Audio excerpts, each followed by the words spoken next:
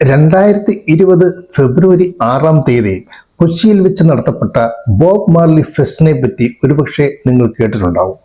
അന്ന് ആ പരിപാടി UAPA, CAA തുടങ്ങിയ വിഷയങ്ങളെ ചോദ്യം ചെയ്യാൻ വേണ്ടി അവതരിപ്പിക്കപ്പെട്ടതായിരുന്നു. അതിനു മുമ്പും പല പ്രാവശ്യം ബോബ് മാർലിയുടെ ജന്മദിനത്തിൽ ബോബ് മാർലി ഫെസ്റ്റ് കൊച്ചിയിൽ ആഘോഷിക്കപ്പെട്ടിട്ടുണ്ട്. എന്നാൽ ഒരു കാലത്ത് ബോബ് മാർലിയുടെ പടം വെച്ച ടീഷർട്ടും ഡ്രെഡ് ലോക്ക് തലമുടിയും മറ്റും കേരളത്തിൽ പോലീസ് നിരോധിച്ചിരുന്നു. ഇത്രയേറെ ജനമനസ്സുകളിൽ സ്വാധീനം ചെലുത്തുവാൻ മാത്രം ഈ ബോബ് മാർലി ആരാണ്? തൻ്റെ ജീവിതത്തിൽ അനുഭവിച്ച വർഗീയ വംശീയ അധിക്ഷേപത്തിനും അടിമത്തത്തിനും ദാരിദ്ര്യത്തിനും എതിരെ പാട്ടിനെ പടവാളാക്കിയ വിപ്ലവകാരി. വാളെടുത്തും കൊന്നും വിപ്ലവം നടത്താതെ പാട്ടിലൂടെ സ്നേഹത്തിൻ്റെ പൂക്കൾ ലോകമെമ്പാടും വിതറിയ അനശ്വര ഗായകൻ. ഒരു ന്യൂനപക്ഷമെങ്കിലും കഞ്ചാവ് മാർലി എന്ന് ഡീഗ്രേഡ് ചെയ്യുന്ന ബോബ് മാർലിയുടെ ജീവചരിത്രം അത് നാം അറിയേണ്ടത് തന്നെയാണ്.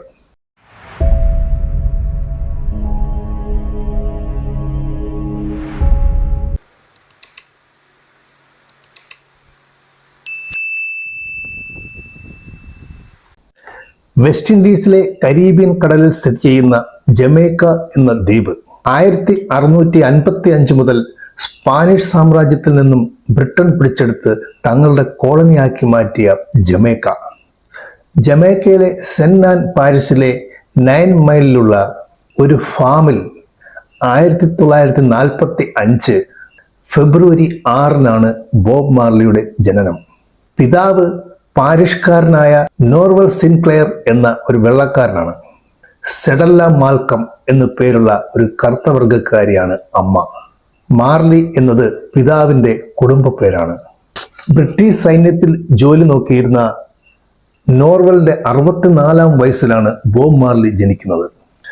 നോർവൽ കുടുംബം നോക്കാതെ സുഖലോലുപതയിൽ കഴിഞ്ഞു വരുമ്പോൾ കഷ്ടതയും ദാരിദ്ര്യവും നിറഞ്ഞ ഒരു ബാല്യം സമ്മാനിച്ചിട്ട് ബോബിന്റെ 10-ാമത്തെ വയസ്സിൽ പിതാവ് മരിക്കുന്നു.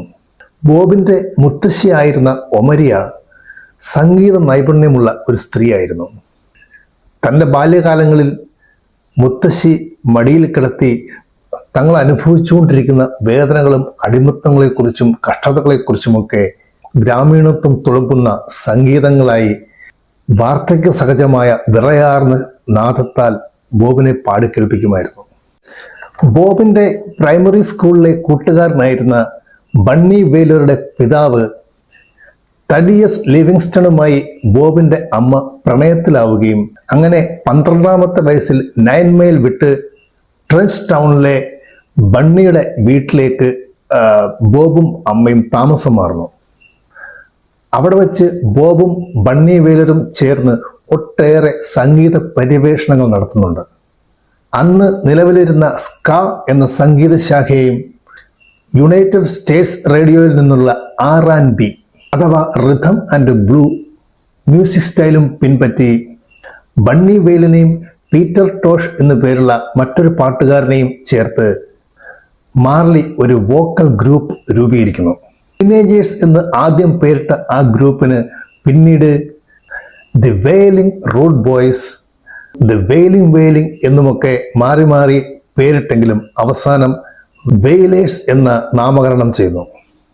വെയിലേഴ്സ് എന്നാൽ കരയുന്നവരാണെന്നും ഞങ്ങളുടെ കരച്ചിലാണ് ഈ പാട്ടുകളിലൂടെ ലോകത്തെ കേൾപ്പിക്കുന്നത് എന്നും ബോബ് മാർലി തൻ്റെ ഈ മ്യൂസിക് ഗ്രൂപ്പിനെ കുറിച്ച് പറയുകയുണ്ടായി. തെരുവിൻ്റെ മക്കളായ റൂട്ട് ബോയ്സുമായിട്ടുള്ള അടുപ്പം, അവരുടെ സാമൂഹ്യ വിരുദ്ധ പ്രവർത്തനങ്ങളിൽ തനിക്ക് താല്പര്യമില്ല, അതിലൊന്നും പങ്കാളി ആയിരുന്നില്ല എങ്കിൽ പോലും ബോബ് മാർലിക്ക് ഒട്ടേറെ ദുഷ്പേര് സമ്പാദിച്ചു കൊടുക്കുന്നുണ്ട്. പക്ഷേ തെരുവിൻ്റെ മക്കളുടെ രോദനങ്ങളാണ് ബോബ് മാർലിയുടെ പാട്ടുകളിൽ ഉടനീളം പ്രതിഫലിച്ചു നിൽക്കുന്നത്.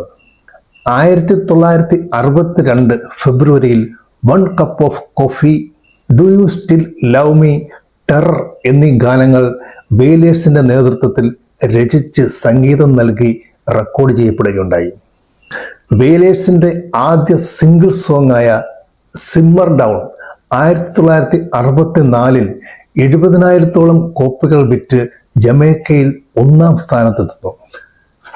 1966 ജമൈക്കയിലെ റെഗെ സ്റ്റൈൽ ഗായികയായിരുന്ന റീത്ത ആൻഡേഴ്സിനെ മാർലി വിവാഹം കഴിക്കുന്നു. അതിനുശേഷം തൻ്റെ കരിയർ ഒന്ന് മെച്ചപ്പെടുത്തുന്നതിനായി അമേരിക്കയിൽ ചേക്കേറുകയാണ് ബോബ് മാർലി. അമേരിക്കയിൽ കുറേ നാൾ അമ്മയുടെ ഉപദേശപ്രകാരം ലിഫ്റ്റ് ഓപ്പറേറ്ററായും ലാബ് അസിസ്റ്റൻ്റായുമൊക്കെ ജോലി നോക്കി. എങ്കിലും തനിക്ക് ഇതിലൊന്നും തുടരാൻ കഴിയില്ല എന്ന് മനസ്സിലാക്കിയ മാർലി തിരികെ ജമൈക്കയിലേക്ക് മടങ്ങുന്നു. ആ കാലഘട്ടത്തിൽ ജമൈക്കയിൽ ഉയർന്നു വന്ന ഒരു മതപ്രസ്ഥാനമാണ് റസ്തഫാരി. ക്രിസ്ത്യൻ പരമ്പരാഗത വിശ്വാസ പ്രമാണങ്ങളിൽ നിന്നും ഉരുത്തിരിഞ്ഞ പല വ്യത്യസ്തതയാർന്ന പ്രമാണങ്ങളിൽ അടിസ്ഥാനപ്പെടുത്തിയ റസ്തഫാരി മതത്തിലേക്ക് ബോബ് മാർലി ആകർഷിക്കപ്പെടുന്നു. റസ്തകളുടെ കറുത്ത പ്രവാചകൻ എന്നറിയപ്പെട്ടിരുന്ന മാർസ് ഗാർവിയെ തൻ്റെ ഗുരുവായി സ്വീകരിക്കുകയും അദ്ദേഹത്തിന്റെ പാത പിന്തുടരുവാനും മാർലി തീരുമാനിക്കുന്നു. ഈ റസ്തഫാരിയൻ ബന്ധമാണ് മാർലിക്ക് കഞ്ചാവ് മാർലി എന്ന ദുഷ്പേര് സമ്പാദിച്ചു കൊടുക്കുന്നത്.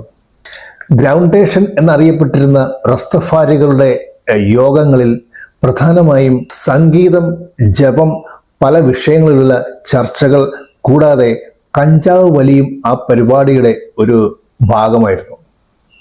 എന്നാൽ റസ്തഫാരിക്കുള്ളിലെ ബോബ് മാർലിയുടെ സാന്നിധ്യം, അദ്ദേഹത്തിൻ്റെ റെഗെ സംഗീതത്തിൻ്റെ ജനപ്രീതിയും കാരണം ഒരുപാട് ആളുകളെ ഈ റസ്തഫാരിയിലേക്ക് അടുപ്പിക്കുന്നുണ്ട്.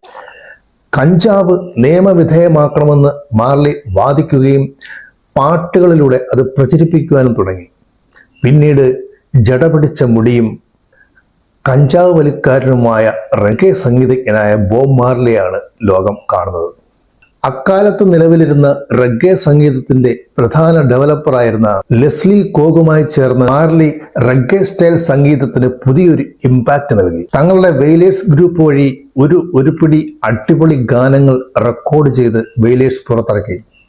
Soul shakedown party, stop that train, caution, go tell it on the mountain, soon come, can you see, back out, ഇങ്ങനെ ഒട്ടേറെ ഹിറ്റുകൾ റെഗെ സ്റ്റൈലിൽ വെയിലേഴ്സ് പുറത്തിറക്കി. എങ്കിലും മാർലി റെഗയിൽ മാത്രം ഒതുങ്ങി നിൽക്കാൻ താല്പര്യപ്പെട്ടില്ല. 1960കളിൽ പ്രചാരത്തിലിരുന്ന സ്ലോ ലവ് സോങ്ങിനെയും പോപ്പ് സംഗീതത്തെയും ഇങ്ങനെയുള്ള സംഗീത ശാഖകളെ എല്ലാം ബോബ് കയ്യിലെടുത്ത് അമ്മാനമാടുകയായിരുന്നു. 1974 ആയപ്പോഴേക്കും വെയിലേഴ്സിലെ 3 അംഗങ്ങൾക്കും അവരവരുടെ കരിയർ പ്രത്യേകമായി മെച്ചപ്പെടുത്തുന്നതിന് വേണ്ടി അവർ തമ്മിൽ പിരിയുന്നു. അങ്ങനെ വെയിലേഴ്സ് പിരിച്ചുവിട്ട് ബോബ് മാർലി ആൻഡ് ദി വെയിലേഴ്സ് എന്ന പേരിൽ മാർലി തൻ്റെ ഗ്രൂപ്പ് തുടർന്ന് മുമ്പോട്ട് കൊണ്ടുപോവുകയാണ്. 1975 നോ വുമൺ നോ ക്രൈ അന്താരാഷ്ട്ര ഹിറ്റായി മാറി. 1976 ഡിസംബർ 5 ജമൈക്കയിലെ കിങ്സ്റ്റണിലുള്ള ഹീറോസ് പാർക്കിൽ രാഷ്ട്രീയ വൈരങ്ങൾ അവസാനിപ്പിക്കുന്നതിന് വേണ്ടി ജമൈക്കൻ സാംസ്കാരിക മന്ത്രാലയം ഒരു സംഗീത പരിപാടി ആവിഷ്കരിക്കുന്നു. അന്നത്തെ പ്രധാനമന്ത്രിയായിരുന്ന മൈക്കൽ മാൻലിയുടെ പീപ്പിൾസ് നാഷണൽ പാർട്ടിയും US അനുകൂല പാർട്ടിയായ ജമൈക്കൻ ലേബർ പാർട്ടിയും തമ്മിലുള്ള സംഘർഷം വളരെ കടുത്ത കാലഘട്ടങ്ങളായിരുന്നു. അടിയന്തരാവസ്ഥ വരെ പ്രഖ്യാപിക്കേണ്ട അവസ്ഥ ഉണ്ടായി. ഇരു പാർട്ടികളും തമ്മിലുള്ള സംഘർഷം ഒന്ന് ലഘൂകരിക്കാൻ വേണ്ടി ബോബ് മാർലിയോട് ഒരു സംഗീത പരിപാടി നടത്തുവാനായിട്ട് സാംസ്കാരിക മന്ത്രാലയം ആവശ്യപ്പെടുകയായിരുന്നു. അതനുസരിച്ച് സ്മൈൽ ജമൈക്ക എന്ന് നാമകരണം ചെയ്ത ആ പരിപാടിയുടെ തീം സോങ് ആയിട്ടും സ്മൈൽ ജമൈക്ക എന്ന ടൈറ്റിലിൽ തന്നെ ഒരു ഗാനം ചിട്ടപ്പെടുത്തി റെക്കോർഡ് ചെയ്തു. ഈ വാർത്ത പരിപാടി നടക്കുന്നതിന് മുമ്പ് തന്നെ ജമൈക്ക മുഴുവൻ വലിയ വാർത്തയായി.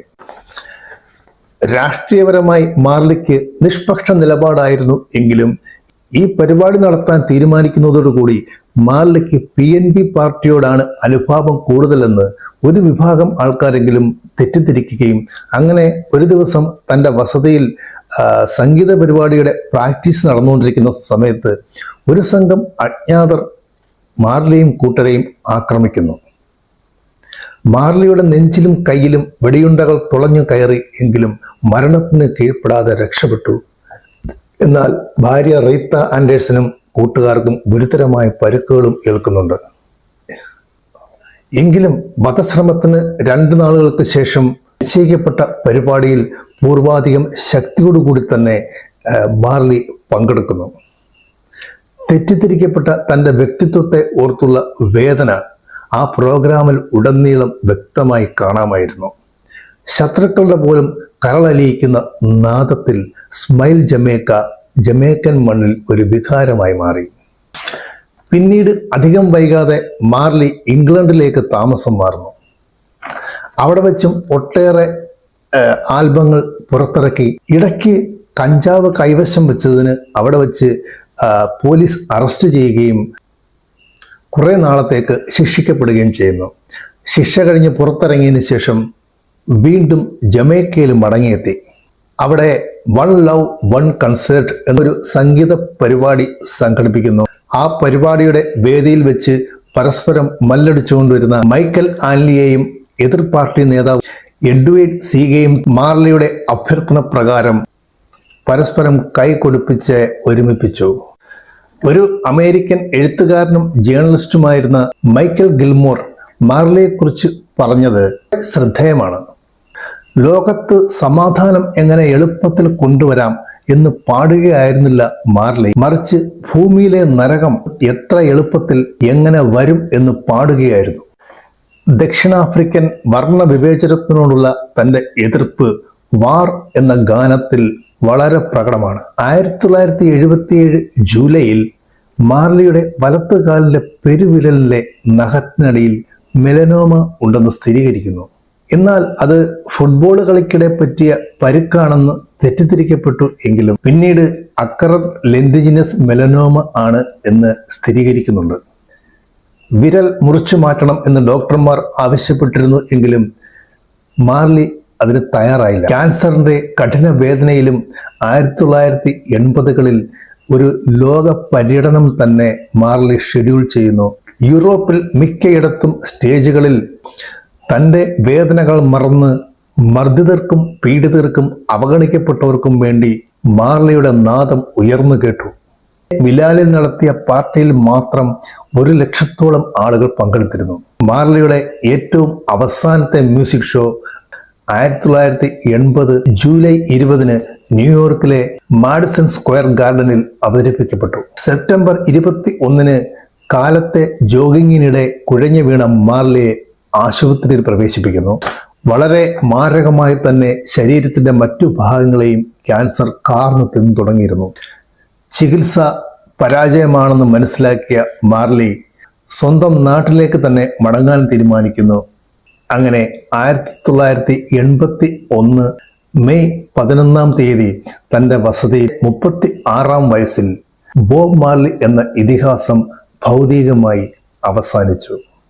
മാർലി അവസാനമായി തൻ്റെ മകൻ സിഗ്ഗി മാർലിയോട് പറഞ്ഞ വാക്കുകൾ സകല മനുഷ്യരാശിയോടും പറഞ്ഞു വെച്ചതാണ്. മുകളിലേക്ക് പോകുമ്പോൾ എന്നെ മുകളിലേക്ക് കൊണ്ടുപോകൂ, താഴേക്ക് പോകുമ്പോൾ എന്നെ തരം താഴ്ത്തിക്കളയരുത്. On your way up take me up, on your way down don't let me down.